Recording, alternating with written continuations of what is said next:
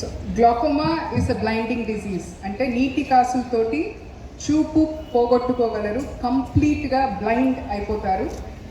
So glaucoma అంటే ఏంటి అని ఇప్పుడు ఇందాక ఎవరు అడిగారు, గ్లాకోమా అంటే క్యాన్సరా అని. గ్లాకోమా అంటే క్యాన్సర్ కాదు, గ్లాకోమా అంటే శుక్లం కాదు.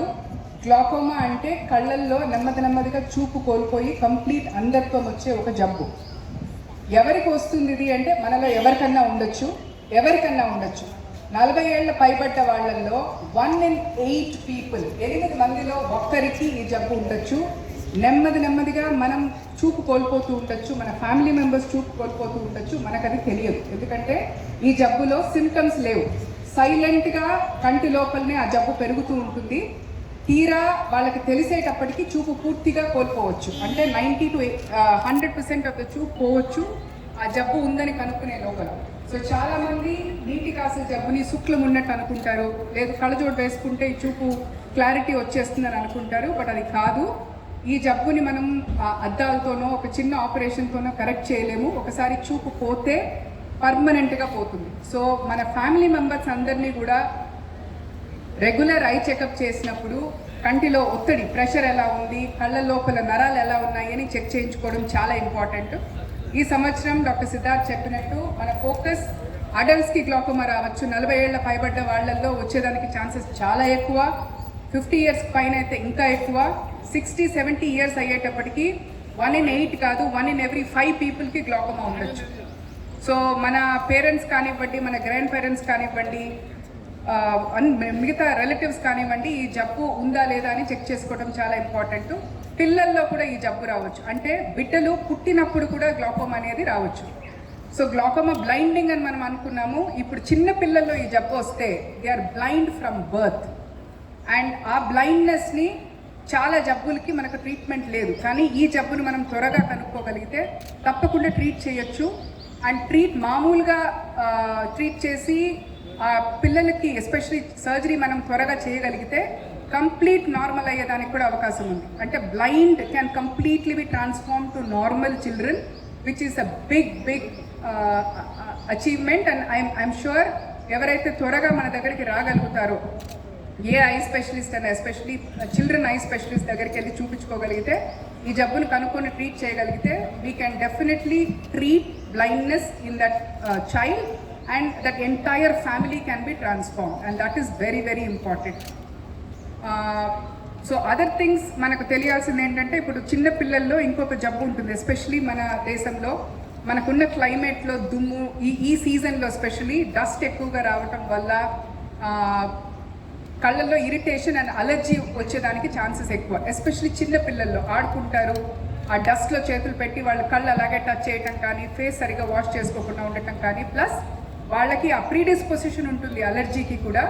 వాళ్ళల్లో ఈ ఐ అలర్జీ వచ్చినప్పుడు కొన్ని రకాల మెడిసిన్స్ ప్రిస్క్రైబ్ చేయొచ్చు డాక్టర్స్, లేక ఒకసారి వాళ్ళు మెడికల్ షాప్కి వెళ్ళి ఆ మందులు తీసుకొని అలర్జీ తగ్గటానికి, రెడ్నెస్ తగ్గటానికి, ఇచ్చింగ్ తగ్గటానికి వాడచ్చు.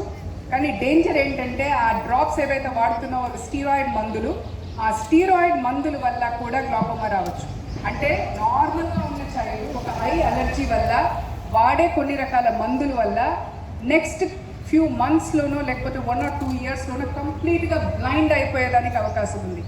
Imagine a child going blind just because they were using some eye drop that they thought was helping them, and that is really dangerous. అంటే they are not born blind, they should not be blind, but they have become blind because of use of a medicine, and they did not know that medicine can cause those side effects.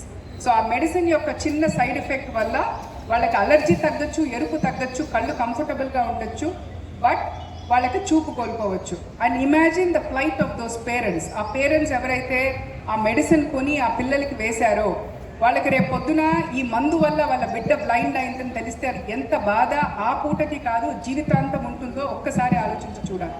So steroids are not bad, but unmonitored use of steroids is bad. And steroids, even in a very mild form, in predisposed people, not in everybody, in predisposed people. But who are those predisposed people? Evarki aa side effect ravachante evarkaina ravachu. So I think we need to be careful. So these two aspects, if we create awareness, and this message has to spread across people, and we make sure that nobody uses steroids in an unmonitored way. Eye అలర్జీని అంత సింపుల్గా తీసుకోకూడదు, మందులు ఎలా పడితే అలా వాడుకోకూడదు. Me I డాక్టర్కి చూపించి వాళ్ళు ఎన్నాళ్ళు వాడమంటారో అన్నాళ్ళు మాత్రమే వాడి మానేయాలి.